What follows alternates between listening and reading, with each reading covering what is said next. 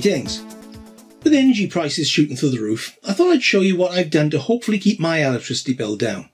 I'm not talking about solar panels, although I've installed 8 of those on my extension roof together with microinverters. I'm talking about battery storage.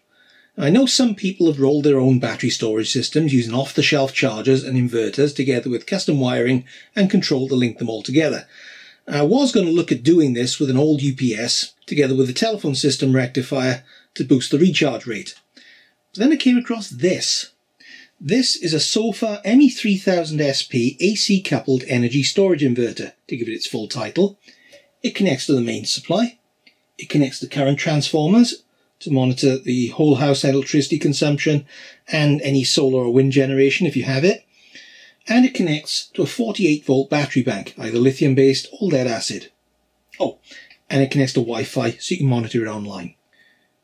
In a nutshell, what this tries to do is stop your meter from turning. If your panels or turbine are generating more than you're using, the ME3000 will use any excess of that up to 3 kilowatts to charge the batteries. A couple of watts may be exported, if that. If you're using more than you're generating, the ME3000 will discharge the batteries to provide up to 3.3 kilowatts on top of anything you're generating. The only power then drawn through the meter, apart from a few watts, is any extra required. For example, if you're generating 2 kilowatts of electricity from solar and you decide to run an 8.4 kilowatt shower, you generate 2, the ME3000 delivers 3.3 and the meter delivers 3.1 plus of course whatever else is running at the time. I can demonstrate this right now if I nip upstairs and knock the shower on. You can see it's now switched from charging to discharging, and there's power flowing from the solar panels and from the battery and some from the grid to power the house and everything that's in it.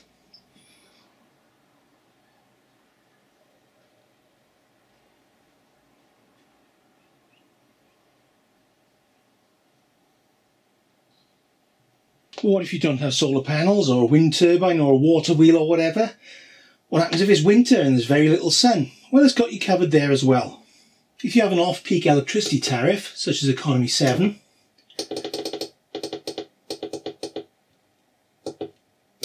you can program the unit to top itself up to a particular charge level at a particular rate between certain times. So if you have renewables, then you could say charge it up to 80% at night, as you can see here, and then let the solar panels or whatever finish it off during the day. In summer you could have a different setting in operation which only charges to 60% or 70% or whatever. If you don't have solar panels or anything like that, you could just set it up to top up to 100% every night. Here's the difference it makes to energy usage. This graph shows my electricity usage over a 24-hour period with no battery storage.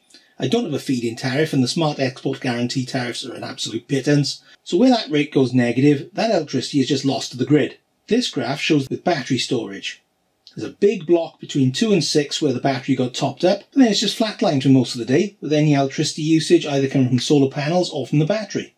So that's the theory behind it. Let's take a look at the rest of the system. Just below, I've fitted a red socket. This is an emergency power supply or EPS output, which lets the system run basically as a 3.3 kVA generator if the mains fails. This socket is only active if the mains fails. It can be wired through a double pole changeover contactor so that the socket is always live, but there is still a brief period between the mains going off and the EPS output coming on. It's like a 3.3 kilowatt UPS with a great big battery pack fitted for extra runtime.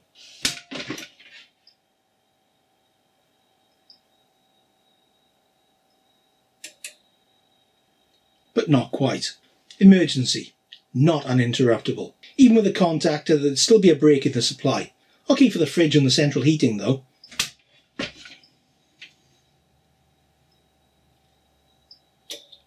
Now I could run this supply back through the cable duct, back into the house, but it's been 15 years since we had a major power outage here, and if that happens, I can just run an extension lead. Besides, I've not got a DPCO contactor knocking about.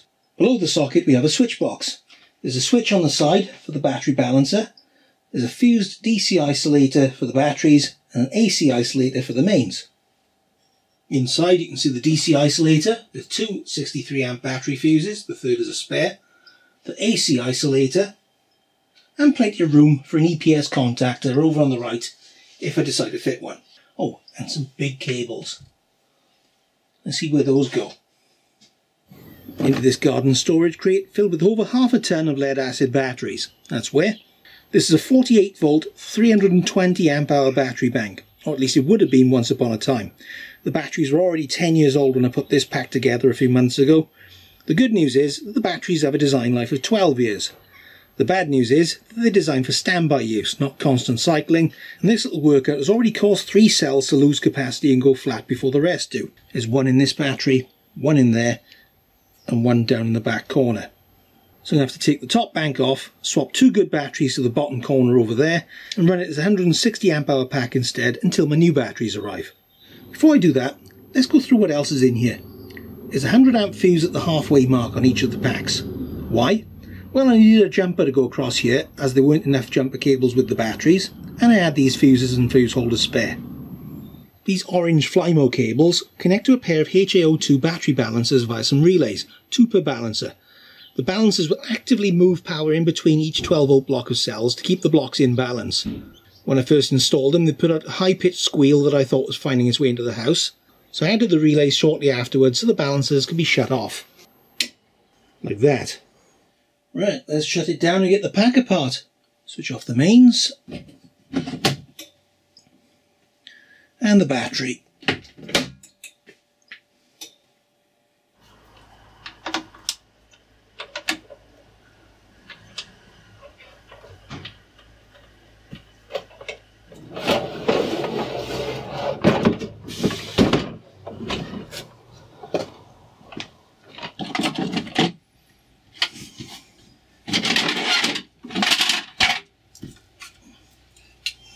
And here's a chance to see with these telecom batteries, they're designed as individual 3 cells. You can actually connect, you could connect these as anything. You know, you could run them as a 2 volt bank, a 4 volt bank, a 6 volt bank, an 8 volt bank, a 12 volt, 24, 48, you know, all with the same set of batteries just by connecting these in different configurations.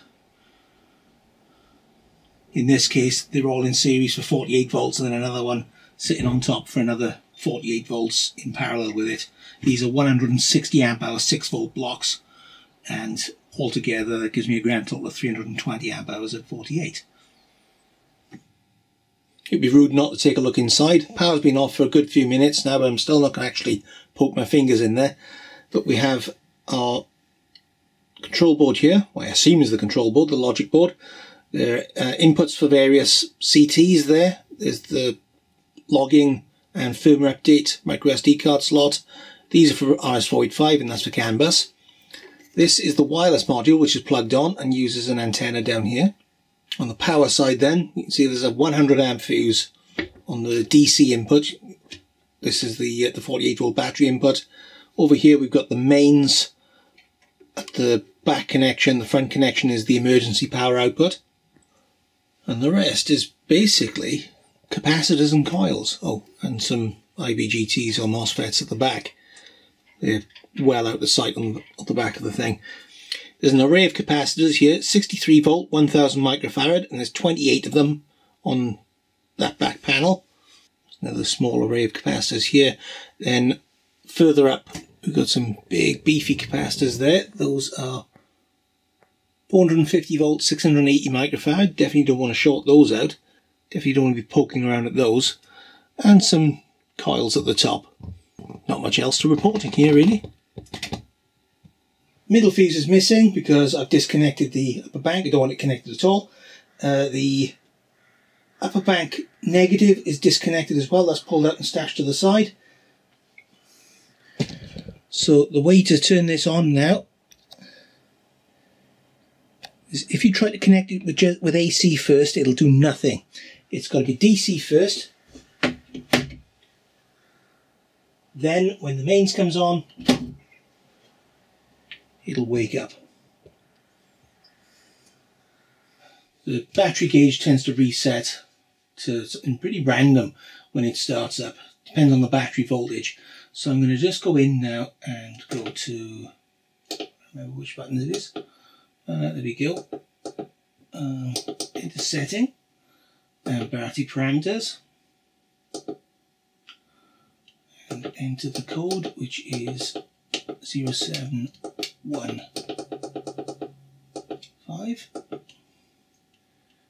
And it's default because it's lead acid.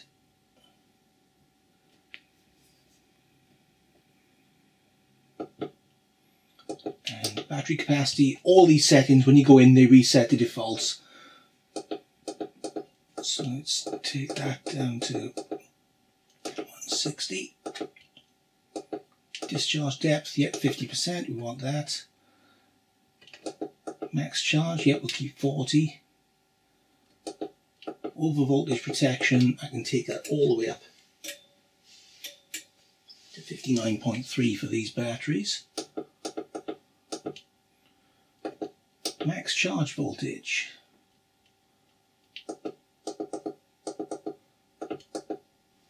57.6. Max discharge. I did have that at 70. I'm going to take it down to 60 now because it's only got the 163 amp fuse. For now. Low voltage protection. That can go to minimum. Minimum discharge voltage. That can also go to minimum. Empty discharge voltage. This is what it considers to be flat.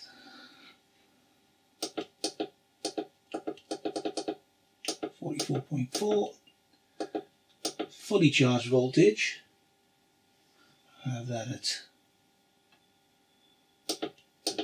51.4. Save those.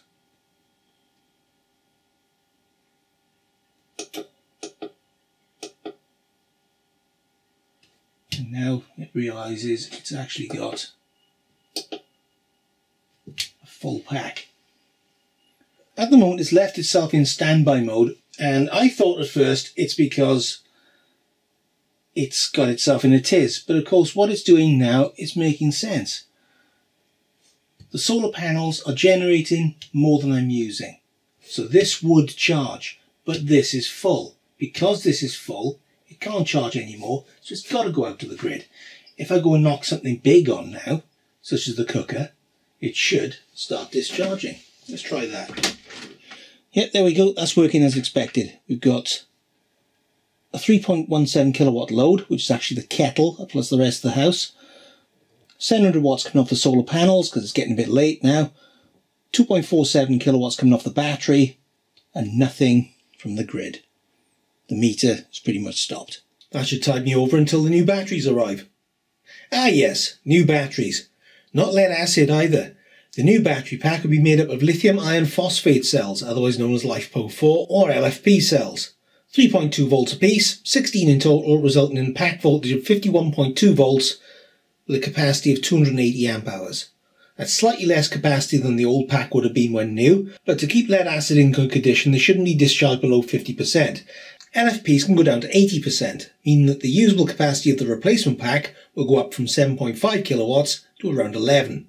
These will all connect via the Seplos battery management system, which has positive and negative connections for both the battery and the inverter. Other connections on the BMS are CAN bus, which will connect to the inverter for monitoring and control, RS485 for connection to another device such as a PC for monitoring and control, a remote on-off power button if I decide to fit one, and two big plugs which are used to monitor and balance the individual cells of the pack. The black plug goes to the lowermost 8 cells, black to negatives, easy to remember. The white plug goes to the uppermost 8 cells. Alongside the passive balancing capacity of the Seplos, I'm also going to use this active balancer, which can push power from one cell to another instead of just wasting power by discharging high cells through a resistor. Something of note, I filled in the inquiry form on the Seplos website because the BMS didn't come with the instruction booklet. The next day I received an email with a link to the manual and the software. All well and good. However, a fortnight later I received an email from what appears to be a completely different company peddling their wares. That company used an email address which I've used for one purpose and one purpose only, filling in the Seplos inquiry form. So far it's the only one I've received, but it is sort of concerning that someone at Seplos, or someone who's hosting their website, is quite happy to harvest your details and pass them on. Well, how's that for timing? 12 hours after the EV blog runs an article on battery storage and whether it's worth it, 16 cells which have been on the slow boat from China since August landed on my doorstep. These were all ordered from Jenny Wu at Doken Power. Now, quite a few people on Alibaba and AliExpress are masquerading as Jenny Wu because she's got such a good reputation for doing these battery deliveries. But I'll put a link in the video description to her Facebook page and her Twitter handle, so you can contact her directly and not go through an imposter. They're really well packed in LDPE foam. It takes a little bit of a struggle to get them out of the box. And each set comes with a set of nuts for the top and a set of jumper bars. Here's how the cells are going to be mounted. I've got these 1/2 meter studs which are bolted through that back panel, and there's a nut on the other side to retain them, a nut and a washer, with this polyethylene sheeting sitting between the cells to insulate them from each other. Then this piece will go on the front, get bolted on nice and tight, and the bolts can then be cropped short so they don't catch anyone's ankles. There'll be another panel then sitting on top, and the BMS and everything will sit on top of that, and then it'll all be enclosed as well. There we go. Batteries in, batteries clamped, not overly squashed. I tightened up the bolts basically as tight as I could go by hand, and then about another 1/4 of a turn with a set of pliers as well. So they're a snug fit, they're not squished. Before we go any further, it's worth a quick look at this. This is one of the old lead acid batteries I was using, and just for comparison, that lead acid battery is 6 volts nominal, 160 amp hours, and weighs 35 kilos. The 4 cells alongside are a nominal 12.8 volts, 280 amp hours, and weigh 22 kilos for the set. And not only are they a lot lighter, they're also slightly smaller. As the BMS board's almost wired up, I've done as much as I can here without actually taking them out and connecting to the batteries themselves. I've extended the wires in the active balancer, I've labelled all the wires on the BMS. I've made and labelled all the power cables, which aren't quite as beefy as you'd think. They're actually 25 square mil, but they're double insulated. And I've used hydraulic crimpers and heat shrink over the end of these, make a very nice professional looking finish. More importantly, there's less chance of shorting stuff out. That was done with a set of cheap hydraulic crimpers from Amazon, along with some crimp plugs and some heat shrink sleeving, also from Amazon. That's the wiring done, and as you can see, there's no such thing as too much labelling. Every one of these leads has been labelled with the connection it can go to. In this case, for example, that can go to either 15 minus or 14 plus, and the terminals are all marked on the batteries as well, because you really don't want to make any mistakes with the BMS or the battery balancer connections. I've tested the voltages on all the pins before plugging them into the BMSs, and they're all good, they're all sequential, they're all good there. I've added an on-off switch to this one, and if I flip the switch, amber light comes on underneath, indicating that it's actually doing something. I've fitted 2 fuses so far. This is the supply fuse from the battery into the BMS.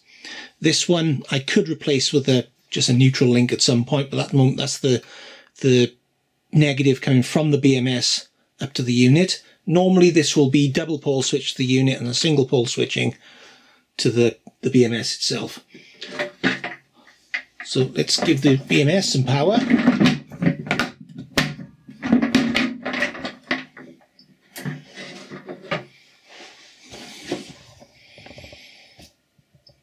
And see if it'll wake up.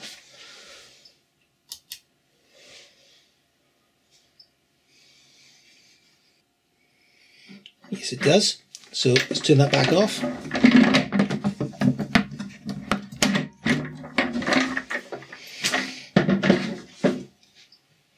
Right, off camera, I've connected my laptop to the BMS.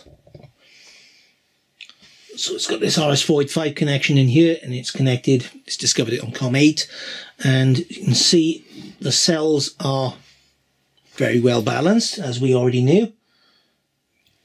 I plugged the inverter in, it detected it as general lithium automatically, and it knows the state of charge. This reckons it's at 24%.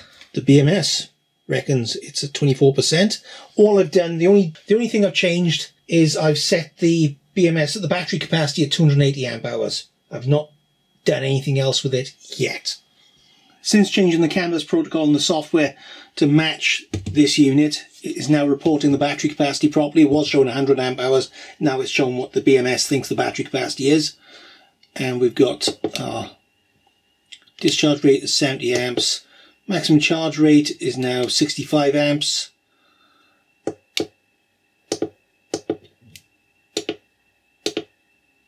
I gave it a full charge last night just to determine the battery capacity for the BMS.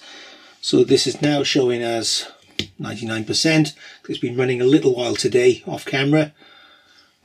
I'm happy with that. And the BMS seems happy with it as well.